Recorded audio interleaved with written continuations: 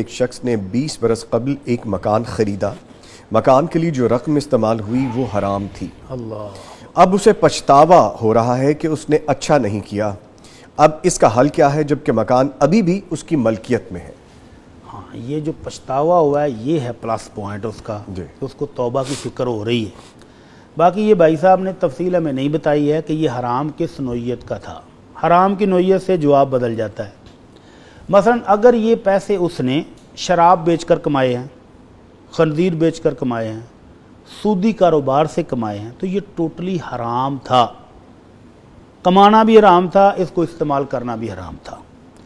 تو اب اس مال کو علماء کرام کہتے ہیں کہ جتنی جلدی ہو سکے وہ اس کو صدقہ خیرات کر کے اپنی ملکیت سے نکال دے.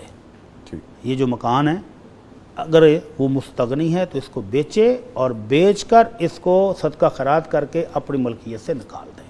اچھا، جس طرح بینک سے اکثر لوگ لون لے لیتے ہیں اور اس طرح سے وہ واپس ادا بھی نہیں کرتے، سم گیمکس آپ کو پتہ ہے کہ بہت ساری اپنا لی جاتی ہیں، تو اس صورت میں سر اگر بینک سے پیسہ لیا ہوا ہے تو وہ بینک والے نکلوا لیتے ہیں، وہ تو آپ کی پراپرٹی اٹھا کے لے جاتے ہیں، وہ بھی سود ہے، وہ بھی حرام ہے.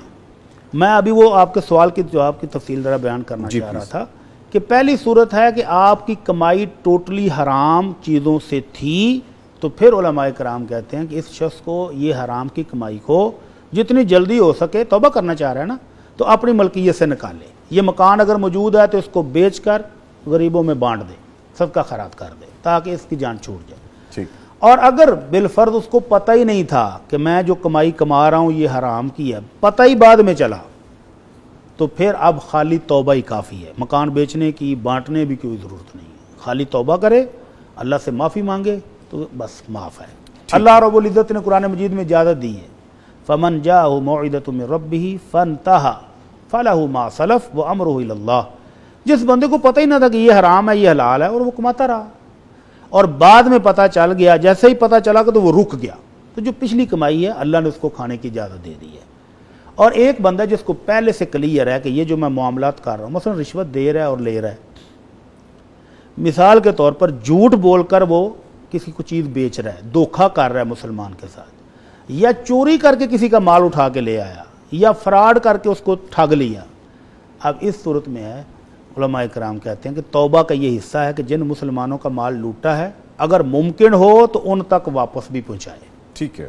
اگر وہ واپس دینے کی صلاحیت نہیں رکھتا، بندے نہیں پتہ کہاں کہاں ہوں گے، تو ان کی نیت سے کہ اللہ ان کو ثواب دے دے، صدقہ خیرات کر دے اتنے پیسوں کا. اور اگر یہ مکان جیسے انہوں نے کہا، اب یہ بندہ خود بھی ضرورت مند ہے، غریب آدمی ہے، پتہ چل گیا ہے کہ یہ میری حرام کی کمائی تھی، اس کو اب صدقہ خیرات کر کے بانٹنا ہے، لیکن اگر وہ خود ہی ضرورت مند ہو، خود ہی غریب ہے، تو اللہ سے توبہ بھی کرے اور اس کو استعمال کر لے. اور اگر یہ مالدار ہے، اس کے پاس اور مال پراپرٹی موجود ہے، اس کا اپنا گزارا ہو سکتا ہے، تو پھر اس حرام کمائی سے بنا ہوا یہ مکان بیچ کر صدقہ خیرات کر دے اور اللہ سے توبہ کرے. انشاءاللہ اس کی توبہ قبول ہو.